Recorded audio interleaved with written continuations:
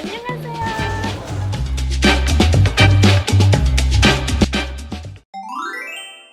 Ni hao! It's me, Ses, and welcome back to another vlog. So for today's video ay may kasama ho ako sa paglayas o ang aking anak-anakan na isa pa rin namang layas at kalahati.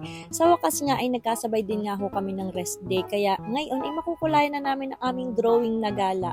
Syempre, hindi mawawala ang outfit check. Ayan nga, ang isa ay si Bini at ang isa ay si Binibini. Person, sana naman na-attend ko ng binyagan at gaya naman ang outfit mo. Person naman. At kami na ho ay paparini muna ulit sa Taipei. Oho, lagi naman ninyo nakikita sa aking mga vlog na ako'y nadidini sa Taipei. Ginawa ko na nga aring kahanggan. Kahit halos 2 oras ang biyahe ay hindi naman napapagod ang person. Ganda naman to. Ang gandang tulog. Oh! At ari nga, nadidin na tayo sa Taipei at kami nga muna ay pupunta din sa bagong bukas na Bonchon. No? Finally, may Bonchon na dito sa Taiwan! Yes, excited ako sobra kasi gutom na din ako tanghali na nga alauna na ang amin namang inalmusal ay spaghetti pababa lang at pataas. Ayan. Ngayon nga lang ako nakakakit din sa second floor ng Taipei Main Station. Abay, marami pala din yung kainan. Salamin kailan. Amini.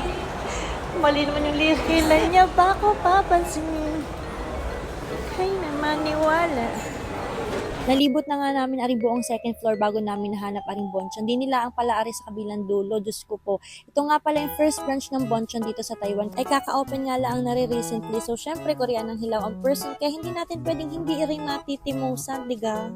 Sakurai, hula, orange, juice, sagwa, fuji. Pagpasok nyo nga din, ibabatiin kayo ni Kuya ng annyeonghaseyo. O, diba? Feeling hanggok sarap yarn. At ayan, pag-order nga pala din ay gamit ay yung barcode na yan. I-scan mo lang yan at lalabas na ang kanilang menu. English nga pala yan, kaya hindi kayo mahihirapan na ipipili lang kayo add to cart kung ano bang inyong orderin. Ang dami ko pa nga sanang gustong orderin, kaya lang dadalawa naman kami ni Mokong. At saka yung budget ko kasi 8 yen lang, kaya yan lang muna in-order ko at next life na lang ako babawi. At limited to 2 hours ka nga lang pwede magstay at meron din silang 10% service fee sa mga dine-in. Sobrang aesthetic nga ng ambience and the vibes is very Korean. O, di ka? Annyeonghaseyo! So, for today's video, nandito po tayo ngayon sa Bonchon. Bonchon! Bungol ang person ako. Bagong bukas pala ho ito dito sa Taipei Main Station. Kaya, arat na! Kaya ngayon, titikman natin. Konti mo naman yung in-order natin kasi low budget tayo for today's video. Naghirap na.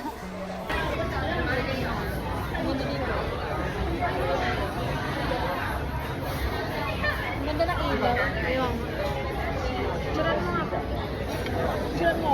Aring at wala pa kaming 10 minutes na nag-aantay, dumating na ang aming order. Napakabilis naman, ayan ang serving sa personal. Tapos meron din silang robot server. Parang first time ko nga lang nakakita ng garni sa totoong buhay. Huy, ang feeling. Ako'y aliwet, may pa-music pa yan. Kita mo gao. Oh, hindi marunong chopstick ng gaga, kaya nagkamay na. Salmi kasamnida! Korean muna tayo for today's video. Shit ka. Hindi ko naman mabuksan ari eh. Kami nga ay nanghingi na lang na ring gloves doon sa kanilang crew. Gawa nang walang nakalagay din sa kanilang utensils drawer ng plastic gloves. Si Sharon Dubai. Tara, kain tayo! Paano ni Rochelle? At maya-maya pa nga'y dumating na rin pahabol kong order na fish cake fries. Diniliver nga din siya ni Robot. Abay kami inigtaka at bayga hindi pa yan umaalis. Yung pala may pipindutin pa dun sa screen. Kainaman na buong panis ang first. Grabe na miss ko na yung mga flavored chicken lalo ng garlic parmesan. Hoy, favorite ko yun. Yung buffalo, yung honey sriracha. Talaga naman, nag-crave na naman tuloy ako ngayon. Ay, ako naman. Pag uwi ko talaga ng Pinas, magmumukbang ako. Hoy, akala mo naman talaga matagal pa yun, girl. Huwag kang feeling. Yung price nga pala nila dito, nagre-range ng 200 pataas. Pero sakto lang naman kasi quality yung food, tapos mabilis yung serving nila, at saka aesthetic ang kanilang place. After nga namin kumain, diretso na kami sa sunod naming destinasyon. Dapat nga kami pupunta ng Taipei Astronomical Museum, kaya lang ay bigla baga namang umulan, kanini pagkakainit, kaya naman na. Kaya nagdiretso na lang kami din sa Taipei 101. Welcome to our lifestyle. Dito lang kami para tingin-tingin. Kami pang bilang. Malayo pa to sa mga pangarap. Grabe naman yung mga shop din sa 4th floor. Lakas maka-Heart Evangelista. Kita mo ga mga Dior. O yan, marami pang iba diyan. Ari naman yung sahig doon sa Tiffany & Co. Yan, hinanap namin ng Philippines. Ay wala kami makitang Pilipinas. Diyos ko. Hindi ko din malaman ang basa din sa, yung hearts here. basta bahala na kayo. Tapos aray Louis Vuitton. O, diba? Lakas mo kasi siya. Person naman. Ay siya, tama na ang iyong pag-ilusyon at dinin na tayo sa reality. Ari nga pala ang Simple Cafe. Oo, yan ang murang way papunta doon sa 88th floor. Hindi mo na kailangan gumastos ng 600 NT para lang makaakyat doon sa taas ng Taipei 101. Dahil sa halagang 180, yun ang starting price ng Simple Cafe. Ay makakaakyat ka na doon. Ayan, pinapasok na kami sa Mala Korean entrance. Hoy, feeling, oo, 180 lang yung starting price ng kape nila. At hindi lang kape po yung in-offer nila. Meron din silang mga pastries at mga pagkain. Hindi ko na alam kung ano pa yun. Hindi ko na tinignan. Hindi naman ako order na yun. And this is the moment of truth. Ayan, sakay na ho kami ng elevator. Actually, hindi ho yan dediretso doon sa 88th floor. Magkakating trip tayo hanggang 60th floor lang po itong elevator at lilipat na tayo ng kabilang elevator. Yes, nata-transfer ho tayo. Ayan, may taga-bukas pa din ng elevator. Ay, hindi pala taga-bukas, taga-pindot lang pala sa personal. Nagbubukas pa ng pusa ang elevator. Person naman! At ayan na, paakita tayo sa 88th floor. Hoy! Excited yarn. Napakabilis nga ng elevator. Nakakatuwa naman. Kaya lang inaig yung sa tayo nga. Parang yung sa aeroplano. Gayon. At ayan, nandito na tayo sa 88th floor. Yan, ganda ng view. Tingnan mo. Naman po da. Ay, nag-Korea ng gagating ni. Ay, nakakawala ng stress yarn. Tara na't i-claim na natin ang ating kape. Oo, napakaganda naman din. Napaka-aesthetic naman, oh. Ang in-order niya nga ay brown sugar milk kasi hindi yan nagkakape. At ako naman, mahilig tayo sa kape. Kaya ang in-order ko ay 1 cappuccino with double shots, please. Hoy, feeling!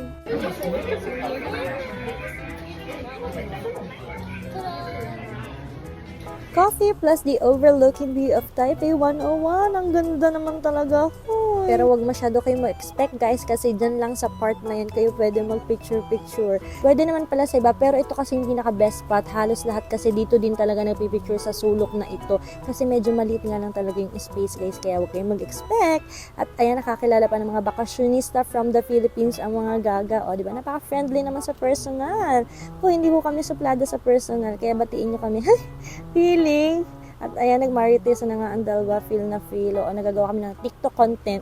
Kala mo naman talaga. Halos 2 oras na nga kami din at inaantay nga namin yung night view kasi nga walang masyadong araw kasi nga umulan. At iyan na nga ang sinasabi, tinawag na ako ng pangkalawakan. Oo, napakaganda naman ng CR din eh. Tapos aking inernahan lang. Dayo pa talaga ng 101 person naman. At ayan na, ang night view na pinakaiintay ko. Diga, mapapasabi ka na lang ng huwag muna tayong umuwi. Uy, kala mo naman singer. Tingnan nyo ga pagkakaganda. Uy. Guys, tama na. Hanggang dito na lang guys. Tayo nang umuwi. Oo, nasulit ko na. 3 oras ko kami diyan. At ayan, pababa na kami. At Diyos ko, pagsasakit sa taing niya. Akala mo ga sakay ng aeroplano din sa elevator na arikain naman na. So, paano guys? Hanggang dito na lang. Maraming salamat sa pagsama sa aking paglalakwatsa. Until my next vlog. Bye!